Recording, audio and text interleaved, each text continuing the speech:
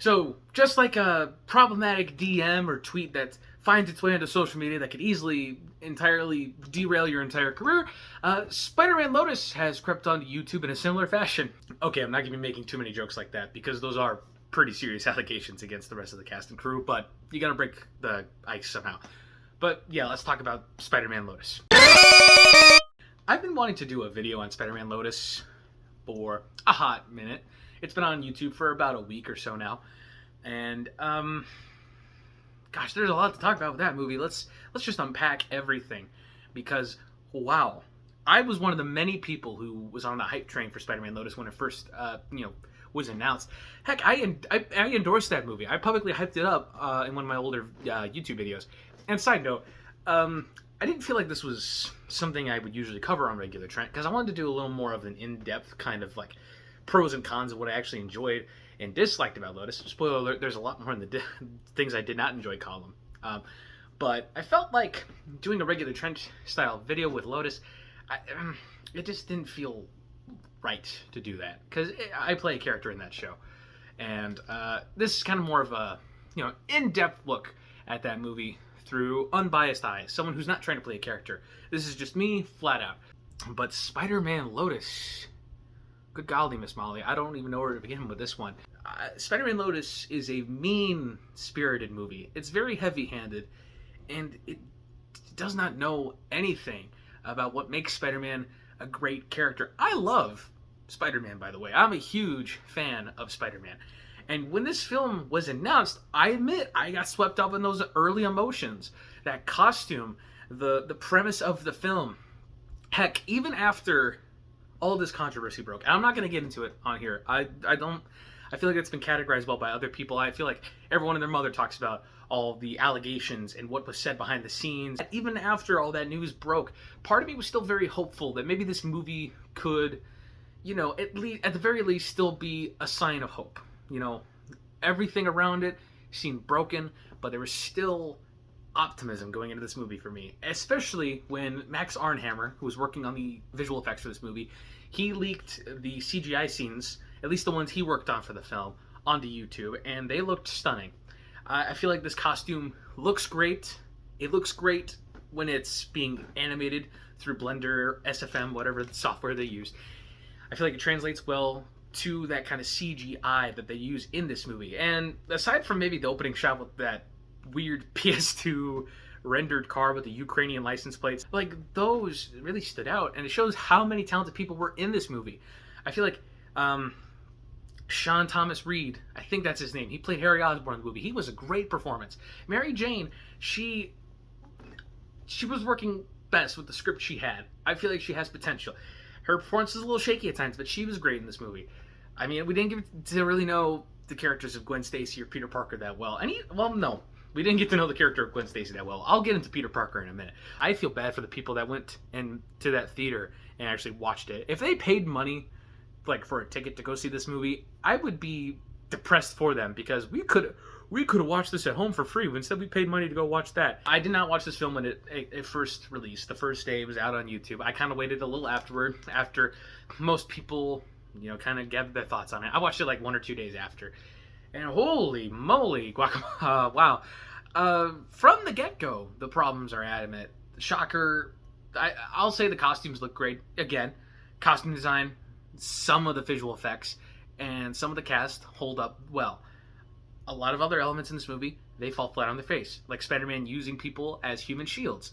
Even though Shocker's blasts are not lethal, I don't think that's something Spider-Man would do, put people intentionally in harm's way. Apparently the Green Goblin actor, I'm not referencing any of the controversy on this video, because I don't think we need to get into that a little bit more. This film is so weirdly paced. Like, it's usually a scene, and then a flashback, and then a montage, and then a scene, and a flashback montage. It just kind of, it's like Gavin had the template for how he wanted this movie to go, and he just dropped clips on it at random, and that's how you really feel after a while, because this film is 2 hours long. I guess it's like an hour 45 without the credits, but you really start to feel that runtime after a while. This is one of those rare movies where I'm actively trying to check my watch and see how much time is left, because you really feel that runtime after a while. I remember I was watching on my smart TV. I kept hitting the remote to check the runtime and see how much longer is on this movie, because I'm getting kind of antsy here. What happens in this movie is, obviously Gwen Stacy dies. Peter Parker goes on this, oh man, the first big like monologue we hear from Peter Parker after Gwen dies is partially inspired by this scene in Amazing Spider-Man 122. Right after the Green Goblin's last stand, Norman Osborn dies. Peter returns to his apartment, and Mary Jane's waiting there for him. And they have this conversation. Now, Peter, he doesn't really know Mary Jane that well up to this point. He's kind of maybe gone on a few dates with her. They've been a bit of a fling. But Peter, he's an emotional wreck. He's grieving at that moment. Gwen's death is still fresh in his mind. He tells her, go away, Mary Jane. You're a party girl. You don't really care about anybody. I don't want to ruin your fun. But Mary Jane decides to stick around, and she comforts Peter, because she knows that, hey, he's going through a hard time. In this movie, Gwen has been dead for some time, and Peter is in the cemetery. I'm going to just insert a clip right here so you guys know what I'm talking about. You're a joke. What? I knew you couldn't handle it. Couldn't handle what? Not being the center of attention just for a second. The life of the party loses her spotlight and doesn't know what to do with herself. That's not true. It is true. You're so unaware of yourself, it's not even funny. You don't care about people like me and Gwen.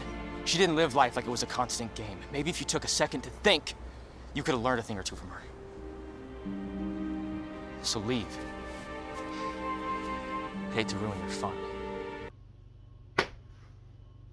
Warden Wayne, if he ever has a career outside of this, I don't know if he'll get past this controversy. He would have been a better Batman. I know that's the joke that's been made. Everyone's waiting for him to say, I'm Batman. But he really is just a mopey person. You know, he kind of feels really stilted in the Spider-Man suit. He really feels like he just doesn't know how to express himself. When his face is covered up, he's just very awkward. He's just still. You know, he doesn't know how to come across. He's just awkward. Kind of. His performance is either just like, I'm trying to joke, except I feel really uncomfortable and out of my element while doing it. Or, it's been 3 months and I'm still depressed. And this is an entirely separate continuity. Like, that's not based in any sort of comic or franchise or any something like that. It's a brand new interpretation of the character, and she's just kind of two-dimensional, very flat as a character. And the first scene we see her and Peter interact in, we're supposed to get this sense of, oh, these two are very much deeply in love. Peter's going to propose to her. That is not what I get from the first scene in these two interacting with each other. And Gwen's pissed at Peter for constantly not being there, and she's about to leave. Harry's the one who chases after her and convinces her to stick around. Now, Gwen and Peter don't really have a one-on-one interaction. Gwen's mostly hanging out with Harry, or she's mostly flocking to Mary Jane. She's not really, focused on Peter. And when these two finally are hanging out, walking down the street, I'm not getting the impression that these two are madly in love. When Peter pulls out that engagement ring and is like thinking about proposing to Gwen right then and there, I don't get that from them. I need to get it across in that one scene that Gwen and Peter are the endgame couple. That this is like them at the peak of their relationship. You did not get that across very well. It felt very just kind of dour. Like, I felt like I was watching Marriage Story. And Marriage Story, this is not a perfect drama. And there's just a lot of scenes that feel very ham-fisted, very like, just it's trying to force you to feel miserable. And I guess Spider-Man as a character, that's one of the biggest flaws, that a lot of people think this character thrives when he's miserable. We don't want to see Spider-Man be miserable. I mean, sure, he has to face adversity, but what we really want to see is him come out the other side and triumph. We want to see this character have victories. And in this movie, he's constantly just... we don't want to see him succeed. We don't want to see this version of the character succeed, because he's kicking everybody who's in his way in the stomach. He's constantly putting them down and berating them and belittling them. He confronts his best friend, about not being there for Gwen in her funeral, when he completely forgets, hey, his father was the Green Goblin. You were there the night the Green Goblin died. You know his father is dead too. Why are you being so upset with Harry? Grant, maybe he should have given you a bit of a heads up, but be a little more forgiving. He's trying to process the death of his father as well, dude. Even Harry's like, you're not the only person who lost something that day. Like, how could you be so tone deaf? When Peter meets Tim for the very first time, I'll admit, I start choking up a little when he just runs up to Spider-Man and gives him this hug, because yes, that's his childhood hero. That's how a lot of us feel Like I assume that's how a lot of us feel whenever we read Spider-Man. It's like, hey, this person is so amazing. He's our hero. He's our guy. And what happens? Peter constantly is like, I'm not a hero. He's trying to get it across to this kid. I am not a hero. He's apparently, he should have just started shaking Tim and be like, I am not a hero. I wouldn't put it past Warden Wayne. That's probably something he would do. I need to stop with the jokes. I don't know why. I keep going to the low-hanging fruit, but I am. And he doesn't even come back because he knows it's the right thing to do, and he's like getting over himself, and he's realizing, oh, I am like the last kind of light in this kid's life before he dies. No, Peter goes back because Tim's mom basically yells at him like, my son is dying, you better go in there and set things right. Spider-Man getting yelled at by someone else's mom to do the right thing. Because Gavin kept going on and on how this was going to be his magnum opus. This was his interpretation of Spider-Man. How the MCU dumbed down the character and how he was going to make the Spider-Man that fans always wanted to see. And it's trying to force you to feel something. It tells you things instead of showing you. Show, don't tell. And for the things it does show, it kind of shows you too much. Like, there at the very end of the movie, Tim dies. Peter walks by his grave, and he's just like, well, even though I don't want to be Spider-Man, I have to be Spider-Man. That's not the message you want to get across. It just feels so pessimistic. It feels so negative. It doesn't leave you with this sense of hope. And that's what this character is supposed to be, is hope. And it just doesn't do that. This movie has so many problems. And I think the biggest part of it, the biggest problem of it all, was that we all at one point got suckered into this, myself included. And I once, publicly said this movie is going to be great.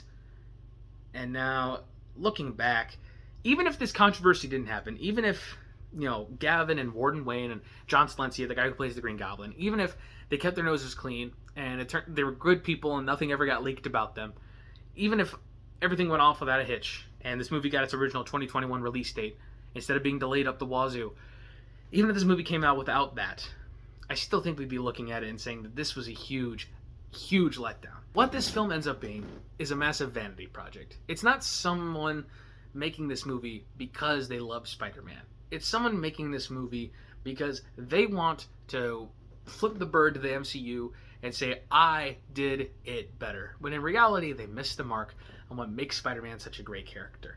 But I don't want to leave this film off on a down note. If you want to see other really talented individuals, like analysis and reviews of Spider-Man Lotus, I highly recommend checking out my buddy Chimera Films. He did a really great video about Spider-Man Lotus. Link in the description below. And hey, if you're still in a mood for a Spider-Man fan film that's actually going to fulfill you and understands the character, The Green Goblin's Last Stand from 1992, that's a classic. It's like the grandfather of all fan films, in my opinion. Spider-Man Seasons of Change by Totoro Films. I could be wrong on that. But that film is I recently discovered that. I watched it all the way through. Great, great movie. And there's actually some scenes where I was actually like in suspense, like, oh my gosh. So I highly recommend that one as well. But you're probably going to find a lot of Spider-Man fan films that are much better than this one. They might not look as nice as Lotus, but they understand Spider-Man much better than Lotus does. And it missed the mark. It didn't even feel like it lived up to that name, Lotus, of being something, a new creation that kind of rises from the ashes. Instead, from the ashes of this controversy, the only thing that rose was Gavin's ego. And hopefully, if he tries another directorial effort, I hope he improves. I hope he learns from his mistakes. But there's not enough pros here that outweigh the cons. And I don't recommend Spider-Man Lotus. It's just miserable. If you're looking for a movie where Spider-Man trauma dumps on a 10-year-old and completely misses the point of being Spider-Man, then maybe Lotus is the movie for you.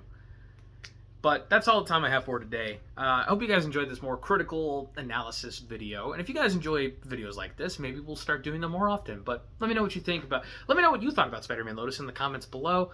And try to keep it friendly, because again, I'm not talking about the controversy surrounding this movie. As much as I made jokes about it, that's just who I am. I make jokes about serious things that don't feel as serious. I kind of try to lighten the mood.